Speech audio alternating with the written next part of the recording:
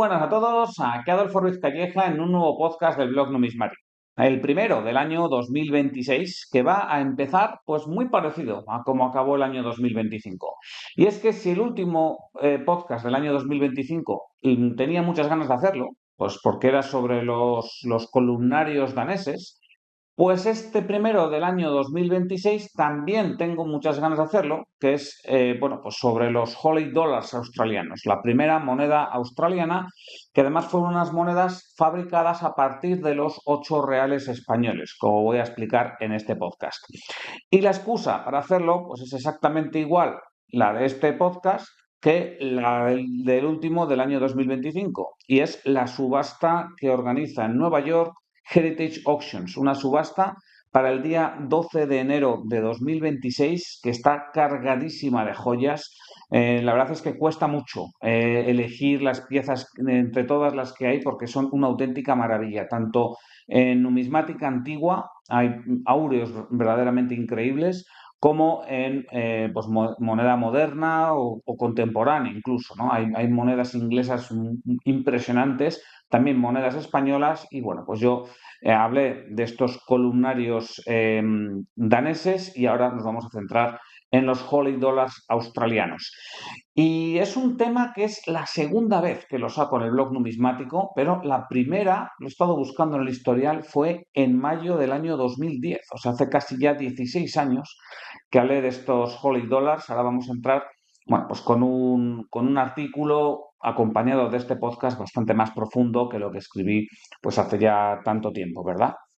Bien, pues para ello vamos a ponernos en situación. Vamos a Australia, bueno, pues a principios del siglo XIX, que, bueno, pues era un territorio, pues a mediados del 18 era totalmente inhabitado por europeos. Obviamente había aborígenes, pero no europeos, pero los ingleses pusieron su vista en ello. Y, bueno, se fijaron en Australia pues por un motivo, y es que necesitaban algún lugar donde enviar a sus presos. ¿Eh? Esto es interesante porque resulta que ellos tenían colonias presidiarias o colonias penales, ¿no? Lo que es en Estados Unidos, en el actual Estados Unidos, pero claro, con la independencia de Estados Unidos, pues se quedaron sin estas colonias. Y bueno, pues James Cook había cartografiado la costa de Australia ya por 1770, por ahí no había europeos y dijeron, bueno, pues oye, aunque nos pille muy lejos, vamos a mandar allí los presos porque las cárceles de Londres están a rebosar. Y bueno, pues por un motivo tan, no sé si prosaico o tan horrible, ¿no? Pues empezó Australia. Que fijaros que lo que es enviar a presos, ¿no? Pues desde el Reino Unido hasta allá, hasta Australia. Muchos de ellos en este trayecto llegaban muertos. De hecho, empezaron a pagar pues a quienes les mandaban, a quienes transportaban estos presos, ya no les pagaban un fijo, sino que les pagaban por el número de presos que fuesen capaces de llegar con vida a Australia. Y eso hizo que bueno, pues muchos más presos sobreviviesen al viaje, ¿no? Entonces, el viaje ya de por sí debía de ser una cosa inmunda.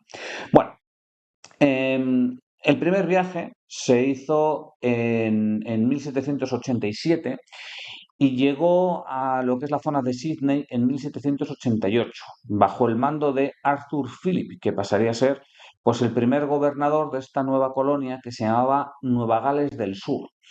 Bueno, y también Arthur Phillip fue el fundador de la ciudad de Sydney. Ahí se establecieron, ahí crearon esta colonia y bueno, pues arrancó lo que después devino en un país tan rico actualmente como es Australia. Como digo, al principio fue un colonialismo extremadamente duro. Duro para los aborígenes, por supuesto, porque ni se les consideraba dentro de los derechos de nadie. Y duro también para los presos, que muchos de ellos, especialmente al principio, morían en el trayecto, pero una vez que llegaban allí, pues tenían unas condiciones muy, muy, muy duras. Los cargos de esta colonia eran cargos militares, entonces en este sentido se podría considerar que había un gobierno militar en la colonia. Si bien es cierto que, bueno, pues se podría estar siempre bajo la supervisión de Londres, pero, a ver, Londres estaba muy lejos. Fijaros que en barco eran 8 meses, ¿no? Entonces, bueno, pues al final eran pues estos militares los que mandaban en la colonia, unos pocos, no sé, decenas, cientos de militares y mandaban a unos cuantos miles de presos. Este cuerpo de militares eran los New South Wales Corps, ¿no? El cuerpo de Nueva Gales del Sur. Mm, Os podéis imaginar que en esta situación, pues a nadie se le ocurría pensar en las cuestiones monetarias que hubiese en la colonia, ¿no? Pues era la última de sus preocupaciones. Pero, pues como siempre que hay un asentamiento humano, empieza a haber comercio. Esto es algo totalmente intrínseco al ser humano, lo de comerciar. Entonces, bueno, pues ellos comerciaban y obviamente tenían cierta contabilidad. Esta contabilidad era en libras esterlinas. Pero estas libras esterlinas eran una especie de unidad de cuenta, ¿no? Una abstracción monetaria. No es que hubiese libras físicas en la colonia, no las había. Lo más parecido al dinero eran una especie de vales, los llamaban los Commissariat Store Receipts, o sea, algo así como recibos de almacén del comisariado. Eran vales que emitía el gobierno a cambio de grano bueno, pues podría funcionar como una especie de papel moneda, aunque claro, eran papel de moneda de un valor nominal muy alto, ¿no? Eh, a ver, básicamente era que cuando alguien entregaba pues, un cargamento de grano o de lo que fuese, pues el gobierno, este gobierno militar, le daba un vale y bueno, pues este vale podría servir para una circulación o bueno, digamos, para algo interno.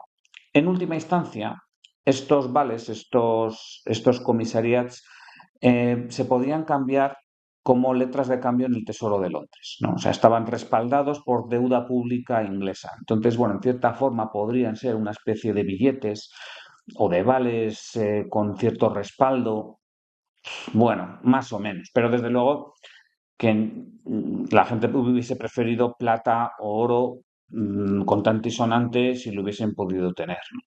Pero la realidad es que no lo tenían. Estos comisariados tampoco es que sirviesen para ir a comprar, como digo, tenían unos valores nominales muy altos. Pensad que era, pues, no sé, lo equivalente a una cosecha entera, ¿no? O sea, serían, bueno, pues valores muy, muy altos. Entonces a lo que se llegaba era al trueque. Simplemente pues se utilizaba el troque a diario y hasta era prácticamente una sociedad que en el día a día estaba sin moneda. Curiosamente, utilizaban licores como medio de intercambio. Esto es algo que es bastante curioso porque no es la primera vez que lo escucho, ¿eh? También bueno, en la ex-URSS o en la URSS de los años 70-80 se utilizaba mucho el licor como forma de trueque. Eh, bueno, pues aquí también se utilizaba el licor, lo llamaban ron, así de manera genérica. Bueno, vete a saber qué tipo de licor sería aquello, sería un destilado horroroso, ¿no?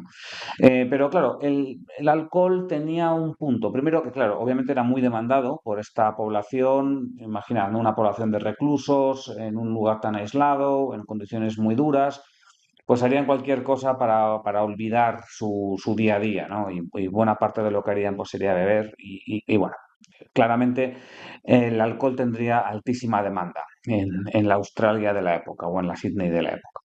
Por otro lado, este gobierno militar tenía el monopolio de la importación de alcohol en la colonia, con lo cual ellos podían controlar todo el licor que entraba y obviamente se podrían enriquecer de cierta forma ellos mismos, los mismos militares, a la hora de intercambiar el ron o el licor que intercambiasen, ¿no? De hecho, bueno, es conocido que estos cargos militares utilizaban alcohol para adquirir tierras o para pagar salarios. Tanto era así que este cuerpo, los New South Wales Corps, los acababan llamando de manera popular los Rum Corps, o sea, los cuerpos del ron, ¿no? Les llamaban. Y por eso hubo un golpe de Estado en el día 26 de enero de 1808, se depuso al gobernador, a William Blight, y este golpe de Estado lo llaman la rebelión del ron, ¿no? y lo llaman la rebelión del Ron porque eran estos Rum Corps, ¿no? Estos militares que les llamaban los cuerpos del Ron, quienes pegaron ese golpe de Estado. Bueno, esta era la situación, como digo, a principios del siglo XIX. Si bien es cierto que a partir de 1810 más o menos empezaba a prosperar un poquito más, ¿vale? Un pelín más rápido. Un pelín más rápido porque empezaba a exportarse lana en cantidades más grandes. Ya la oveja merina se había introducido en Australia pues a finales del siglo XVIII, pero claro, con las guerras napoleónicas, el comercio de lana entre España y el Reino Unido se había interrumpido, ¿no? Porque a la industria textil inglesa lo que le llegaba era la materia prima proveniente de España. Claro, Napoleón eso no lo permitió, por lo tanto, ese comercio se interrumpió. Y entonces ahí encontraron, bueno, pues una alternativa en llevar lana desde Australia. Claro, fijaros, desde la otra punta del mundo, que a día de hoy lo vemos lo más normal, ¿verdad? Pues nos compramos un jersey en Zara y resulta que ese jersey lo han hecho en Camboya. Bueno, pero en la época era algo prácticamente impensable. Pero bueno, como no había otra alternativa, pues ahí aumentaron las exportaciones y digamos que para 1810, 1812, pues ya empezaba a haber cierta economía un pelín más ágil de lo que había pues simplemente una década antes. A ver, esto haría pues que habría ciertas monedas, sobre todo en las zonas portuarias, ¿no? En Port Jackson, pues, pero claro, eran monedas pues, cada una de su padre y de su madre, ¿no? Ahí lo mismo aparecían guineas inglesas, que podrían aparecer rupias indias, que podrían aparecer algún real de A8, cualquier cosa podría estar en este puerto. Claro, lo que más quería la gente eran los reales de A8, pues porque tendrían una salida mucho más fácil, era la moneda más conocida internacionalmente, era la divisa internacional en la época. Pero claro, pues una cosa es quererlos y otra cosa es que lo hubiese. También es cierto que estas monedas no saldrían del puerto, ¿vale? Porque sí, a lo mejor algún barco pudiese traer moneda de plata o moneda de oro para comprar lana, imaginad, ¿no? Pero claro, la gente no quería quedarse con moneda de oro o de plata. Bueno, por querer querrían, pero tendrían tantísimas necesidades que ese mismo barco o al siguiente que viniese les iba a ofrecer algo que ellos necesitaban de manera, vamos, urgente.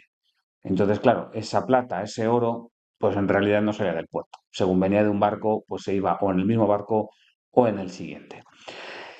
Así que era muy difícil introducir moneda en esta Nueva Gales del Sur, porque las autoridades eran plenamente conscientes de que si traían un cargamento de monedas, que esto les iba a suponer un coste muy alto, todo este cargamento de monedas iba a llegar a Nueva Gales del Sur, a lo mejor se podía introducir en Sídney, pero a la que viniese el siguiente barco, pues estas monedas iban a salir de la colonia pues como alma que persigue el diablo. O sea, realmente era muy difícil retener moneda de oro, moneda de plata en esta colonia pues tan pobre y tan necesitada. Y además tan aislada, ¿no? Porque claro, hay que traer las monedas hasta allí. ¿De dónde las encuentras, no? ¿Dónde encuentras un cargamento de monedas que quiera ir hasta Australia, nada menos?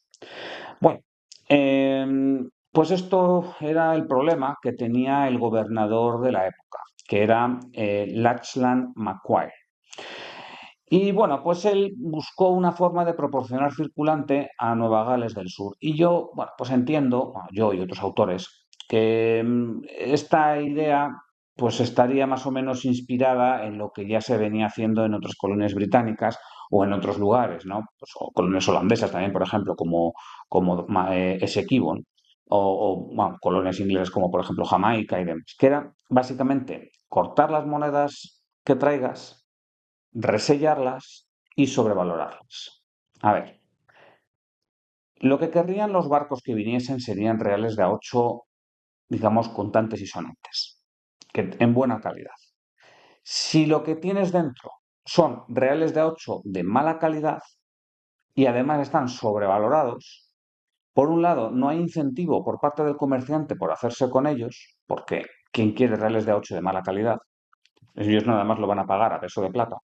Y por otro lado, tampoco hay incentivo para el que viva en la colonia a entregarlo, porque ese real de A8 vale más dentro de la colonia que fuera de la colonia. Entonces, por un lado, para el de dentro de la colonia, o sea, para el colono que vive en Nueva Gales del Sur, tendría una pieza de plata que vale más porque está resellada y está sobrevalorada. Y por otro lado, para el comerciante extranjero, él vería una moneda que está estropeada y que nada más compraría pues para fundir. Entonces, estás creando incentivos muy fuertes para que la moneda se quede dentro de Nueva Gales del Sur. Esto, como digo, no era una idea revolucionaria que tuviese el Lachlan Macquarie sino que, bueno, pues era lo que se venía haciendo en otras colonias británicas y de otros países. Lo único que, claro, Australia estaba especialmente alejada, ¿no? O sea, no es lo mismo tener una colonia, no sé, pues eso, como en Jamaica o las Antillas Menores, que, bueno, pues sí, estás, estás lejos, ¿no? Hay que ir hasta allí, pero hombre, bueno, pues, estás en el Caribe, ¿no? Pero hasta Australia, imaginad, ¿no? Entonces, bueno, pues esta era un poco la idea. Pero, claro, una cosa es tener una idea y otra cosa es poder ejecutar. Así que lo primero para poder ejecutar esta idea sería hacerse con moneda. Y esto, de entrada, no es ni fácil ni tampoco barato.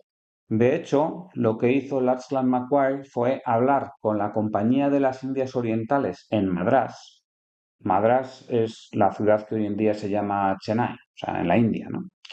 Bueno, pues habló con esta compañía de las Indias Orientales y lo que les pidió fue un cargamento de 40.000 reales de A8.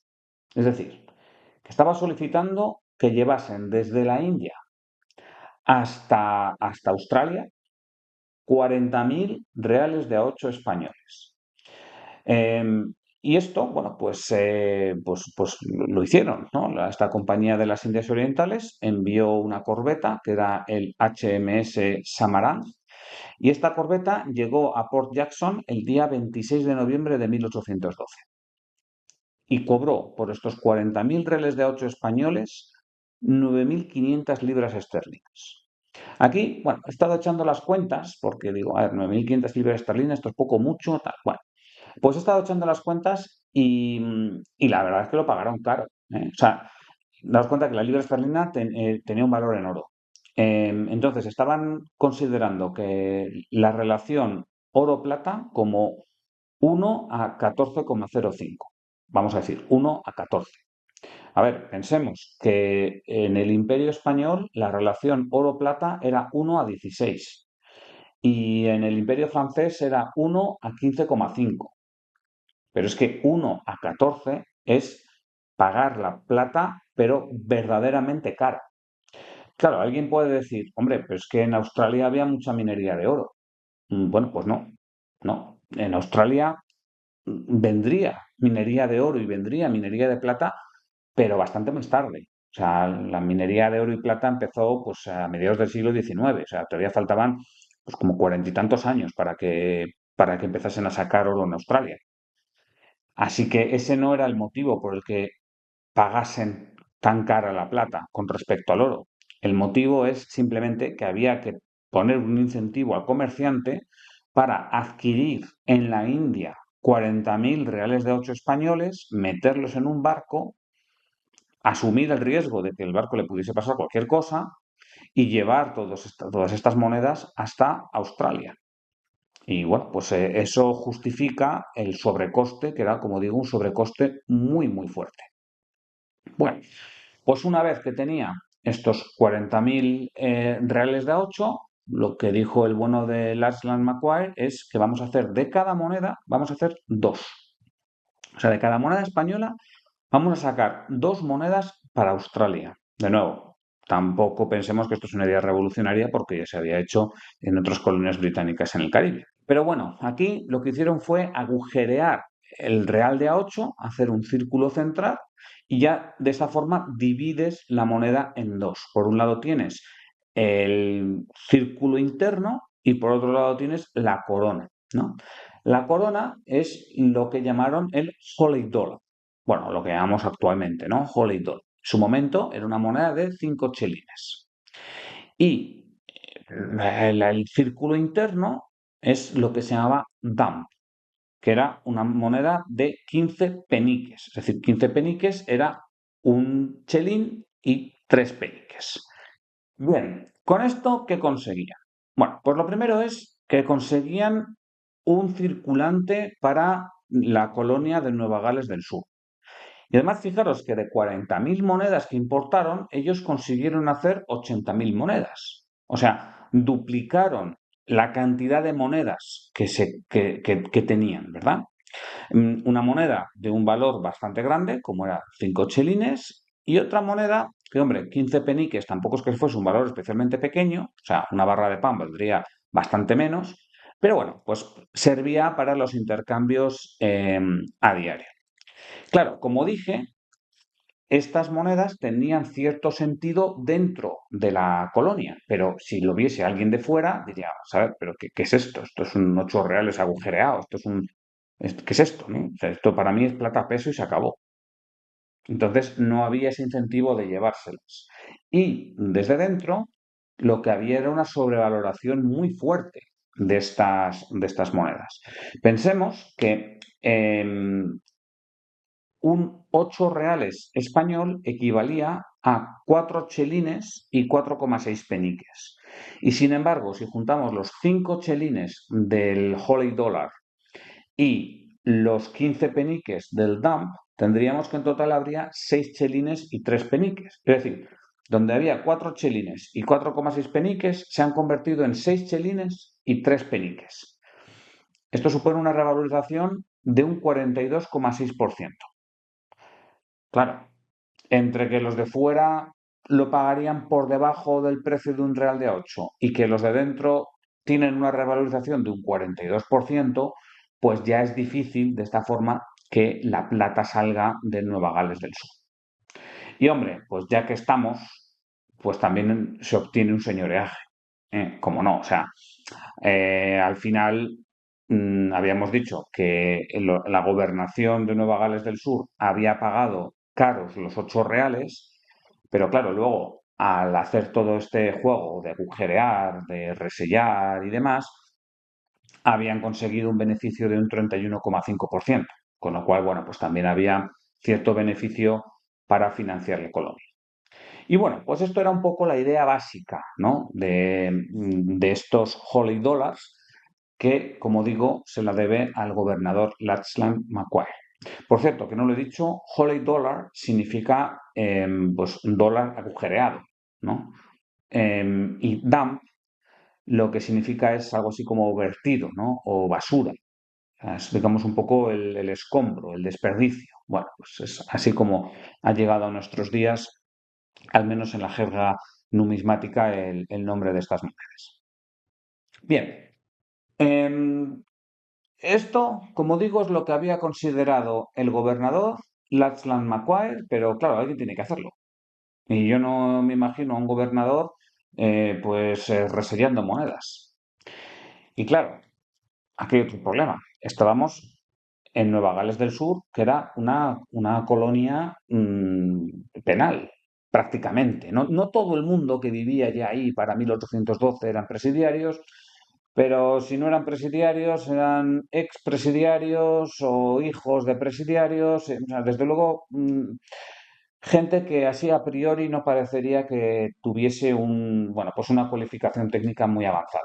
Pero resulta que por ahí estaba un tal William Henshaw. Este William Henshaw era una persona que había sido condenada a 7 años en Australia por falsificar moneda en Londres. Entonces, él era un falsificador de monedas que justamente por falsificar monedas le habían mandado a esta colonia penal.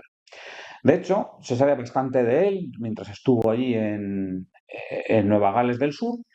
Había llegado en un barco en el año 1806 en el Fortune and Alexander y antes de llegar ya había llegado a un acuerdo con las autoridades inglesas. O sea, ya de entrada se mostraba como una persona colaboradora. Su acuerdo fue que a los ingleses les iba a enseñar cómo detectar la moneda falsa de la moneda auténtica. O sea, digamos que dio un curso a la policía para cómo detectar las monedas falsas y a cambio de ello le permitieron viajar hasta Nueva Gales del Sur junto con su mujer y su familia.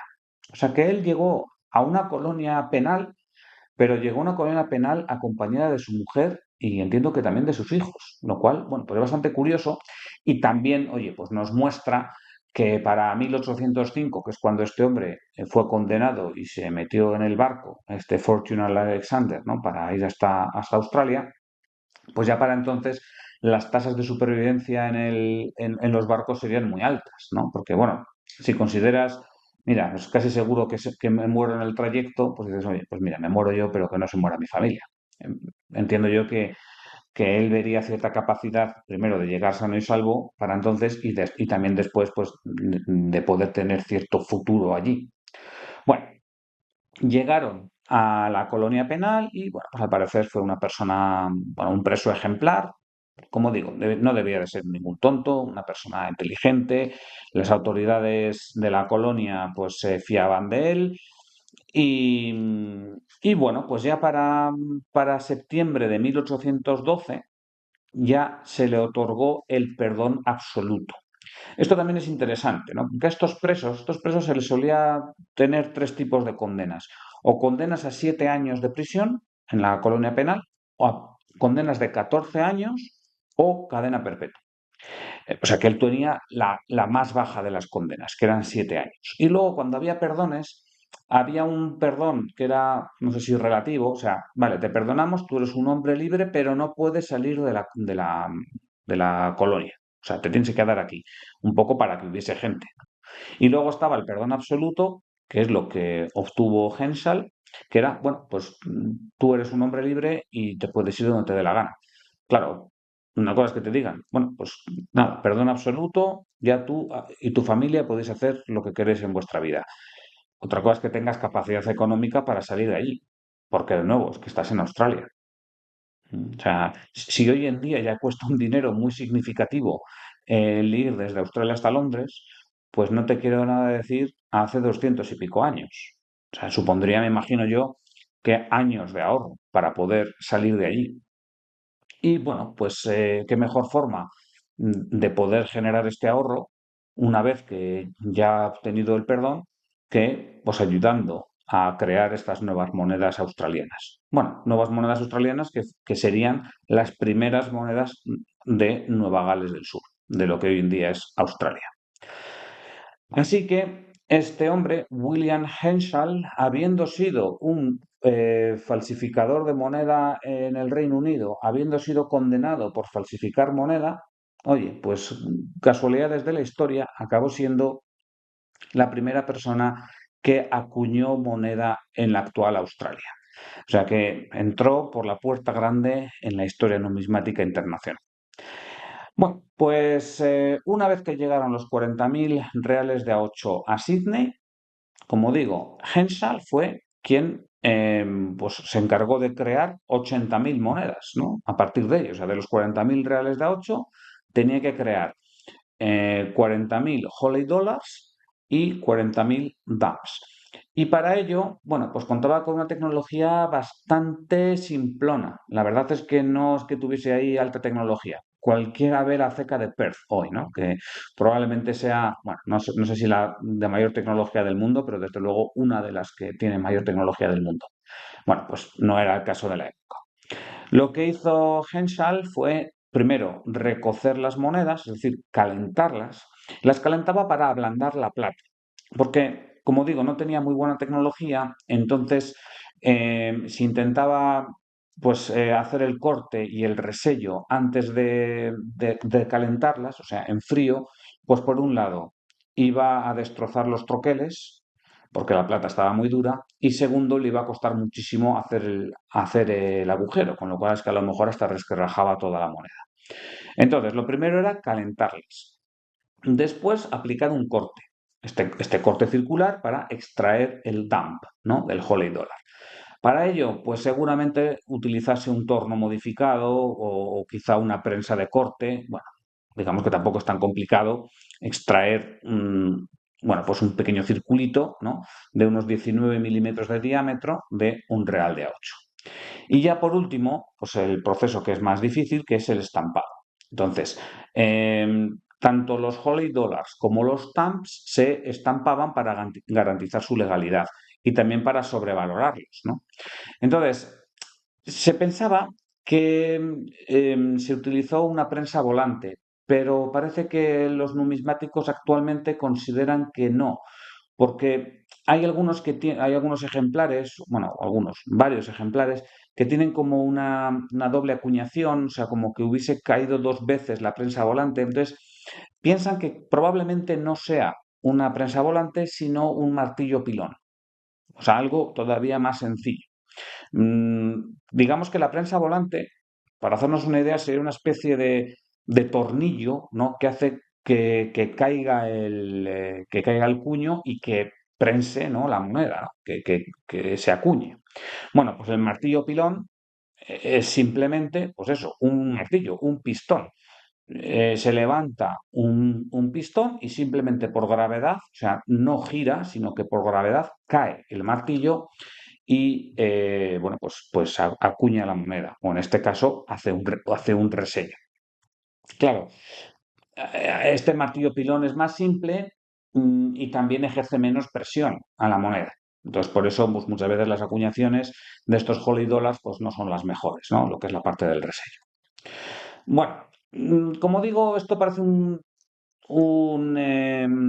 proceso bastante sencillo y así contado pues lo es, pero como siempre, bueno, como dicen los ingleses, ¿no? El demonio está en los detalles.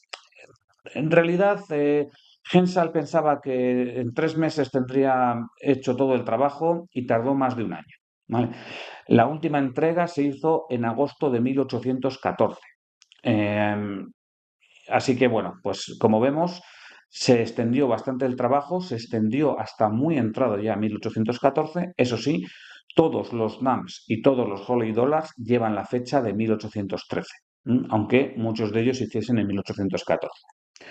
Luego, Hensal pues permaneció un poquito de tiempo más en la colonia y bueno, pues en 1817 marchó de vuelta a Inglaterra y ya se le pierde la pista. No se sabe qué pasó con este buen hombre. En cuanto a los Holy Dollars y los Dumps, bueno, pues a ver, los Holy Dollars, vuelvo a recordar que son esta corona de un 8 reales, ¿no? O sea, digamos un 8 reales con un agujero en el medio, por eso lo de los Holy Dollars. Pesan de manera bastante irregular, pero en torno a los 20-21 gramos aproximadamente. Y tienen un valor de 5 chelines. Tienen un resello que es un resello alrededor del agujero. Entonces, en el anverso indican la autoridad emisora y la fecha. Indican New South Wales, o sea, Nueva Gales del Sur, y la fecha de 1813. Vuelvo a repetir, aunque muchos se acuñasen en 1814, siempre la fecha es 1813. Y luego en el reverso aparece el valor, 5 shillings, o sea, 5 chelines. Y aparece también ahí con un diseño floral, ¿no? Con unas ramitas.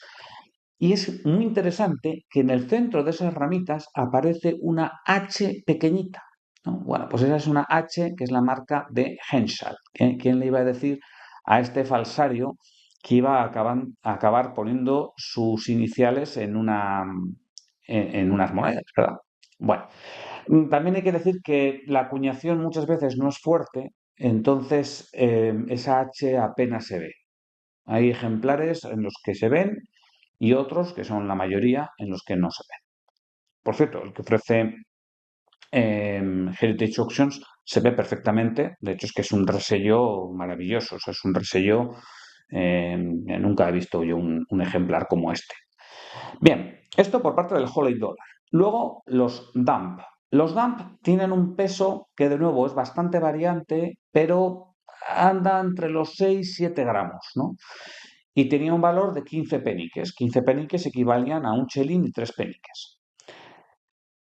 Aquí, claro, se acuñaba con más fuerza, porque fijaros que el diámetro es mucho más pequeño. Entonces, claro, la presión es fuerza dividido entre superficie. Cuanto más pequeño sea el disco, más presión se puede ejercer y por lo tanto con la misma máquina se puede acuñar mejor. Entonces, estos dumps, ¿no? Pues generalmente están tan bien acuñados que no se ve absolutamente nada del diseño original. Digo generalmente, hay algunos casos en los que sí. Bueno, en el anverso del dump, ¿no? Aparece de nuevo la autoridad emisora, New South Wales y 1813. Es exactamente el mismo texto que aparece en el anverso de los Holy Dollars. Y luego en el reverso, pues a nadie le sorprenderá que lo que aparezca sea el valor, 15 pence, o sea, 15 peniques. Vuelvo a repetir que 15 peniques equivalen a un chelín y 3 peniques. Y de nuevo, ahí en el reverso, entre las dos palabras, 15 es una palabra, pence es otra palabra, pues aparece una pequeña H, que es la marca de Henson. De nuevo, es una H muy chiquitina y muchas veces no se ve. ¿Vale? Según la calidad de acuñación de este dump o del dump en cuestión. Bueno, estas monedas, tanto los Holy Dollars como los dumps, entraron en circulación en Australia a partir de 1813 y bueno, pues era prácticamente la única moneda que circulaba al menos legalmente, por Australia o por esta New South Wales, ¿no? Esta Nueva Gales del Sur, más allá de las monedas que pudiesen llegar a los puertos y poco más. Hubo un intento de recogerlas en 1822, se recogieron 34.058, concretamente, Holy Dollars, pero claro, el problema está en que no había más circulante. Entonces, como siempre ocurre, pues es mejor tener mala moneda que no tener moneda. Y esto ha pasado también en muchas ocasiones, que ha habido autoridades que han recogido moneda y luego la han tenido que volver a emitir, esa misma moneda mala, pues porque la alternativa era quedarse sin monedas. Entonces, sí, pues en 1822 las recogieron, pero en 1823 pues las tuvieron que volver a emitir. Después, ya en 1829 las recogieron y las recogieron definitivamente.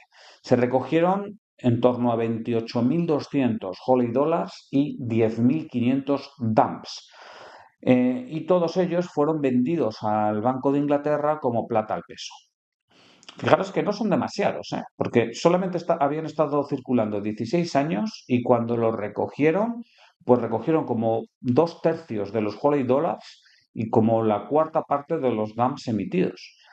Mm, pero claro, la tasa de supervivencia pues tampoco era muy alta, porque todas estas monedas seguramente hubiesen sido fundidas de manera privada en algún momento, o bien antes o bien después de esta recogida del año 1829.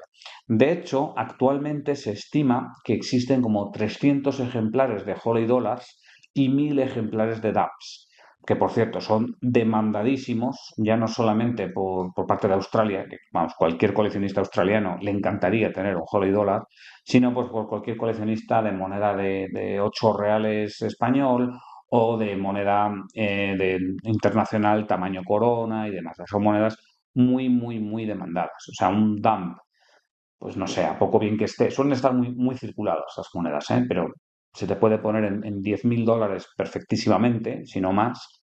Y los Holy Dollars pueden pasar perfectamente y suelen pasarlo, vamos, de 100.000 dólares, o sea, sin problemas. Que suba hasta Heritage Auctions, estoy seguro que pasará de largo de los 100.000 dólares. Como digo, los dumps suelen tener bastante desgaste, mucho, porque bueno, pues era moneda menuda, que cambiaba de manos cada poco, es normal que tenga mucho desgaste. Los Holy Dollars, bueno, tienen en algunos casos menos desgaste.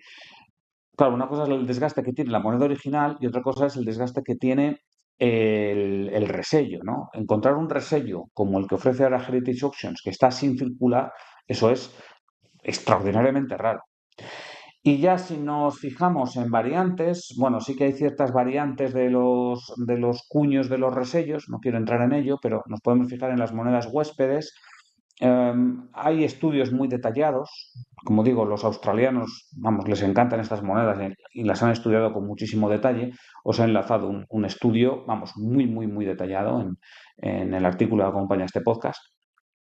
Pero vamos a quedarnos así un poco con la idea de que la mayoría de los Holy Dollars se han acuñado sobre monedas de 8 reales de Carlos IV de cecas indianas, sobre todo de México. ¿Vale? O sea, de los 300 ejemplares existentes, más de 200, bastantes más de 200 de hecho, están acuñadas sobre monedas de 8 reales de Carlos IV de México o de otras cecas indianas. De Carlos III hay menos de 30 ejemplares y de Fernando VII hay 15 ejemplares, ¿eh? De los cuales, esto es curioso, hay 2 ejemplares que tienen el cara de mico, este busto de Lima. Y esto los australianos les llaman los Aníbal Head Holy Dollar, o sea, en vez de llamarle cara de mico, le llaman cabeza de Aníbal, ¿no? Bueno, pues es curioso, ¿no? Eh, Casi todos estos Holy Dollars son de cecas indianas, que es la que circulaba por el mundo, ¿no? La moneda peninsular se quedaba fundamentalmente en la península ibérica. De hecho, solamente existen 6 ejemplares que están acuñados sobre moneda peninsular. Y hay un único ejemplar, solo uno, que está acuñado sobre un columnario. Concretamente es un columnario de Fernando VI. Vale, así que bueno, pues ahí tenéis un poco lo que nos podemos esperar de las monedas huéspedes de estos Holy Dollars. Por parte de los dumps, ya digo que con la acuñación que tienen no se suele ver absolutamente nada del diseño original. Bueno, pues esto es lo que yo os quería comentar. Espero que os haya gustado este podcast. Si queréis echar un vistazo con calma a estas monedas o a otras muchísimas joyas, os recomiendo encarecidamente que veáis la subasta que va a organizar para Nueva York Heritage Auctions para el día 12 de enero de 2026. Yo sin más me despido. Un saludo a todos y hasta pronto.